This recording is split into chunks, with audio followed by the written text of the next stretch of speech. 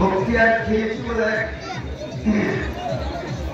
ভীষণ উত্তর প্রকৃতি মুসলমান শরীরে অবাক হয়ে যাবেন। সেই সময় সমস্ত আমাদের হিন্দু নারীদেরকে ভোগ করে তাদেরকে কেটে কেটে এই জলে ভাসিয়ে গঙ্গার জলে ভাসিয়ে দিত।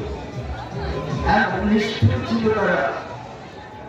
আবার সেই মুসলমানদের যারা হিন্দুরা যারা তাদের প্রিয় ছিল, তারা সেই নিজেদেরকে সমৃদ্ধি করে তুলত কিভাবে জানেন? তারা যে অর্থবান হতো সেই অর্থ দিয়ে তারা এই কৃষ্ণকে চিনত না, তারা ভগবত কথা তারা শুনত না, কিছু বুঝত না। তারা করতে কি জানেন?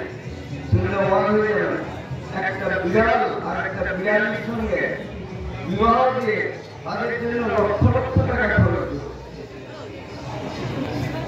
আবার কেউ কেউ যারা এই হিন্দুরা এই মনসা,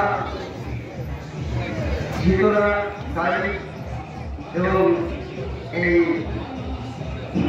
এই এই এই যুগে যারা মানে বিশেষ শক্তি লাভ করেছে, শিব শীতলা কালী আমাদের বলা হয়েছে, তাদেরকে কেউ তারা অনেকে পুজো করত।